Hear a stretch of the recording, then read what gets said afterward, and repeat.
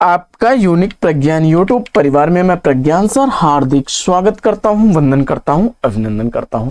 प्यारे साथियों, सुबह के 5 बज चुके हैं। जिस प्रश्नोत्तरी 50 का आप बेसब्री से करते हैं इंतजार, वह प्रश्नोत्तरी 50 लेकर के आपके बीच उपस्थित हूं। जैसा कि आपको विदित है, प्रश्नोत्तरी 50 का मुख्य उद्देश्य आपके अध्ययन का आपको रिविजन कराना। वन लाइनर शैली में 50 महत्वपूर्ण प्रश्नों को प्रतिदिन सुबह सुबह आप करते हैं रिवाइज। इस अध्ययन श्रृंखला से जुड़ने के लिए फटाफट वीडियो को लाइक और शेयर कर दीजिए। चैनल पर पहली बार होंगे, चैनल को सब्सक्राइब करके बगल में बने हुए बेल आइकन से ऑल बटन को प्रेस करिए, जिससे कि आने वाले नए वीडियो का नोटिफिकेशन आपको सबसे पहले मिल सके। तो साथियों, आज की पाठचर्या को प्रारंभ करने से पूर्व देखते हैं प्यारा सामान्य कोर्स की परिस्थिति किसी की भी अनुकूल हो या प्रतिकूल, अगर आपने लक्ष्य निर्धारित कर लिया है, आपके अंदर लगन है और पूर्ण आत्मविश्वास है, तो मंजिल आपको निश्चित मिलेगी। साथियों, इसी प्यारे कोर्स के साथ प्रारंभ करते हैं शायद प्रश्नोत्तरी 50 को और देखते हैं पहला प्रश्न। हिंदी का जातीय कवि किसे कहा जाता है? हिंदी का जातीय कवि किसे कहा जाता है? तुलसीदास जवाब चुन करके आपने इस प्रश्न का बिल्कुल सही जवाब दिया है। अगला प्रश्न, बुंदेलखंड का चंद्रबरदाई किसे कहा जाता है? जवाब में वृंदावन लाल वर्मा को चुना, बिल्कुल सही जवाब। अगला प्रश्न, रावरी रूप की रीत अनूप नयो नयो लागत ज्यो ज्यो निहारियों, यह काव्य पंक्तियां किस रचनाकार की हैं? जवाब में आपने घनानंद को चुना, तो बिल्कुल सही जवाब। अगला प्रश्न है कि भट्ट जी पहले आलोचक हैं और संयुक्ता स्वयंवर पर लिखी गई उनकी आलोचना पहली आलोचना है, यह कथन किसका है? जवाब में आपने डॉक्टर बच्चन सिंह को चुना, बिल्कुल सही जवाब। अगला प्रश्न है कि नदी प्यासी थी एकांकी के लेखक कौन है? नदी प्यासी थी एकांकी लिखी गई है धर्मवीर भारती द्वारा। अगला प्रश्न है कि कर्तव्य नाटक के लेखक कौन है? कर्तव्य नाटक लिखा गया है सेठ गोविंद दास द्वारा और 1936 ईस्वी इस नाटक का प्रकाशन वर्ष है। अगला प्रश्न है कि छायावाद का पतन ग्रंथ के लेखक कौन है? छायावाद का पतन ग्रंथ डॉक्टर देवराज द्वारा लिखा गया ग्रंथ है। अगला प्रश्न है कि जीर्ण जनपद मयंक महिमा किसकी रचना है? जीर्ण जनपद मयंक महिमा बद्रीनारायण चौधरी प्रेमघन की रचना है। अगला प्रश्न है कि आलोचना का विषय कवि नहीं कविता है, यह कथन किसका है? आलोचना का विषय कवि नहीं कविता है, यह कथन है टी.एस. इलियट महोदय। अगला प्रश्न है कि आध्यात्म प्रकाश के रचनाकार कौन? आध्यात्म प्रकाश कृति का रचनाकार आपने सुखदेव मिश्र को चुना, तो बिल्कुल सही जवाब। अगला प्रश्न है कि पागल कुत्तों का मसीहा किसकी रचना है? पागल कुत्तों का मसीहा कृति सर्वेश्वर दयाल सक्सेना की रचना है, उपन्यास विधा की यह रचना है। अगला प्रश्न है कि स्वच्छंदतावाद के प्रवर्तक कौन है? तो स्वच्छंदतावाद का प्रवर्तक आपने श्रीधर पाठक को चुना, तो बिल्कुल सही जवाब। अगला प्रश्न है कि जैनेन्द्र के विचार साक्षात्कार के लेखक कौन है? तो जैनेन्द्र के विचार साक्षात्कार प्रभाकर माचवे द्वारा लिखा गया साक्षात्कार है। अगला प्रश्न है कि कितने पाकिस्तान कृति का प्रकाशन काल क्या है? कितने पाकिस्तान, यह कमलेश्वर की लिखी गई रचना 2000 ईस्वी की प्रकाशित रचना। अगला प्रश्न है कि यमक सतसई के रचनाकार कौन है? यमक सतसई बृंद महोदय द्वारा लिखी गई रचना है, 1706 ईस्वी का रचना काल है। अगला प्रश्न है कि स्त्रियां पर्दे से प्रजातंत्र तक किसका आलोचनात्मक ग्रंथ? स्त्रियां पर्दे से प्रजातंत्र तक, यह आलोचनात्मक ग्रंथ दुष्यंत कुमार का है, 2012 ईस्वी का प्रकाशन वर्ष। अगला प्रश्न है कि रुकोगी नहीं राधिका की रचनाकार कौन?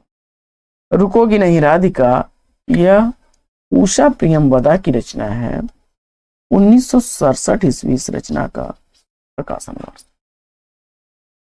अगला प्रश्न है कि इंद्रावती के रचनाकार कौन है? इंद्रावती कृति का रचनाकार आपने नूर मोहम्मद को चुना, बिल्कुल सही जवाब। 1744 ईस्वी इसका रचना काल है। काव्य विनोद काव्य विलासीन कृतियों के रचनाकार कौन है? तो प्रताप शाही की दोनों ही रचनाएं हैं। अगला प्रश्न है कि शहर का व्याकरण भाषा की रात किस कवि की रचनाएं हैं? शहर का व्याकरण भाषा की रात सुदामा पांडे धूमिल की रचना है। अगला प्रश्न है कि दलित साहित्य का सौंदर्य शास्त्र कृति के रचनाकार कौन है? दलित साहित्य का सौंदर्य शास्त्र यह रचना ओम प्रकाश वाल्मीकि की। अगला प्रश्न है कि चेहरों पर आंच काव्य संग्रह की लेखिका कौन है? जवाब में आपने कात्यायनी को चुना तो बिल्कुल सही जवाब। और परशुराम की प्रतीक्षा कृति का प्रकाशन वर्ष क्या है? तो परशुराम की प्रतीक्षा यह रचना रामधारी सिंह दिनकर की रचना है। 1963 ईस्वी इस रचना का प्रकाशन। अगला प्रश्न है कि चंडी चरित किसकी रचना है? तो चंडी चरित का रचनाकार आपने गुरु गोविंद सिंह को चुना तो बिल्कुल सही जवाब। अगला प्रश्न है कि ननु शब्दार्थो काव्यम किसका कथन है? ननु शब्दार्थो काव्यम रुद्रट महोदय का कथन है। हिंदी में मानसलवाद का प्रवर्तक किसे माना जाता है? तो हिंदी में मानसलवाद के प्रवर्तक रामेश्वर शुक्लांचल माने जाते हैं। अगला प्रश्न है कि कामायनी की श्रद्धा को विश्वास समन्वित रागात्मक वृत्ति और ईड़ा को व्यावसायिक बुद्धि किस आलोचक ने कहा है? तो जवाब हो जाएगा रामचंद्र शुक्ल ने। हिंदी में ध्वनि संप्रदाय के प्रथम आचार्य कौन है? जवाब हो जाएगा कुलपति मिश्र। अगला प्रश्न, किसने छायावाद की निरुक्ति मूलक व्याख्या की थी? जवाब में आपने चयनित कर लिया है जयशंकर प्रसाद को तो बिल्कुल सही जवाब। जयशंकर प्रसाद की प्रथम और अंतिम छायावादी रचना कौन सी है? तो जयशंकर प्रसाद की प्रथम रचना छायावादी 1922 ईस्वी की उच्छ्वास है। वहीं गुंजन अंतिम रचना है 1932 ईस्वी की। प्रेम संगीत कृति का प्रकाशन वर्ष क्या है? तो प्रेम संगीत कृति भगवती चरण वर्मा द्वारा लिखी गई रचना है। 1937 ईस्वी इस रचना का प्रकाशन वर्ष है। अगला प्रश्न है कि नागरी तेरी यह दशा शीर्षक कविता के रचनाकार कौन है? नागरी तेरी यह दशा शीर्षक कविता महावीर प्रसाद द्विवेदी की है। अगला प्रश्न है कि सूर कवित सुनि कौन कवि जो नहीं सिर चालन करे? सूरदास के संदर्भ में यह प्रशस्त कथन किसका है? तो जवाब हो जाएगा नाभादास का। अगला प्रश्न है कि मधुबाला के रचनाकार कौन है? मधुबाला कृति का रचनाकार आपने हरिवंश राय बच्चन को चुना तो बिल्कुल सही जवाब।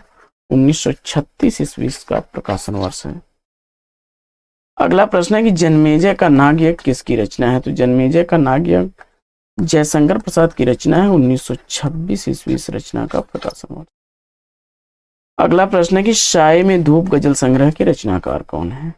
साये में धूप गजल संग्रह दुष्यंत कुमार की रचना है। 1975 ईस्वी इस रचना का प्रकाशन वर्ष है। अगला प्रश्न है कि उत्तरायण महाकाव्य के रचनाकार कौन है? उत्तरायण महाकाव्य का रचनाकार रामकुमार वर्मा को चुन करके बिल्कुल सही जवाब दिया है आपने। अगला प्रश्न है कि पंत ने प्रगतिवाद को युग की वीणा अपनी किस कृति में कहा है? सुमिंद्रानंदन पंत ने प्रगतिवाद को युग की वीणा कहा है युगवाणी में। अगला प्रश्न है कि पंचवटी प्रसंग निराला के किस काव्य संग्रह में संकलित कविता है? जवाब में आपने परिमल को चुना तो बिल्कुल सही जवाब। 1930 ईस्वी का प्रकाशन वर्ष। अगला प्रश्न है कि फैट समाटा का संबंध हिंदी के किस काव्य आंदोलन से जोड़ा गया है? जवाब में आपने छायावाद को चुना तो बिल्कुल सही जवाब। अगला प्रश्न है कि भक्तिकाल को इस्लामिक आक्रमण की देन किसने कहा है? तो जवाब हो जाएगा आचार्य रामचंद्र शुक्ल ने।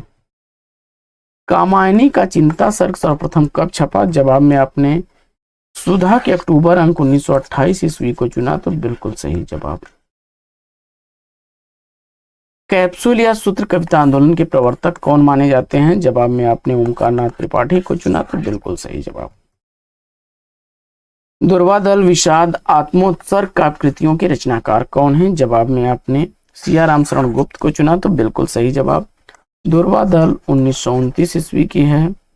विषाद भी 1929 ईस्वी की है। वहीं आत्मोत्सर्ग 1933 ईस्वी की प्रकाशित रचना है। भक्तिकाल को ईसाइयत की देन किसने कहा है? तो जवाब हो जाएगा जॉर्ज अब्राहम ग्रियर्सन ने। अगला प्रश्न है कि व्यक्तिक कविता छायावाद की अनुजा और प्रगतिवाद की अग्रजा है या कथन किसका है? तो जवाब हो जाएगा डॉक्टर नगेंद्र का। अगला प्रश्न है कि लौटती लहरों की बांसुरी उपन्यास के उपन्यासकार कौन है? तो लौटती लहरों की बांसुरी उपन्यास भारत भूषण अग्रवाल की रचना है। 1964 ईस्वी इसका प्रकाशन वर्ष है। अगला प्रश्न है कि साहित्य समाज का दर्पण है यह कथन किसका है? जवाब हो जाएगा महावीर प्रसाद द्विवेदी का। अगला प्रश्न है कि जयद्रथ वध जय भारत काव्य कृतियों के रचनाकार कौन है? तो जवाब हो जाएगा मैथिली शरण गुप्त। जयद्रथ वध 1910 ईस्वी की प्रकाशित रचना, वहीं जय भारत 1952 ईस्वी की प्रकाशित रचना। तीसरा हाथी नाटक के नाटककार कौन है? तो तीसरा हाथी नाटक रमेश बख्शी द्वारा लिखा गया नाटक है, 1975 ईस्वी इसका प्रकाशन वर्ष है। साथियों, आज की यह पाठचर्या आपको कैसी लगी कमेंट्स करके जरूर बताइएगा। आज की इस पाठचर्या में ले लेते हैं पर विराम, फिर मिलेंगे आपसे अगले वीडियो में एक नए प्रकरण, एक नए टॉपिक, एक नए अंदाज में। तब तक के लिए लेते हैं आपसे विदा। आपका जीवन मंगलमय हो। बेस्ट विशेष बेस्ट ऑफ लक। जय हिंद साथियों।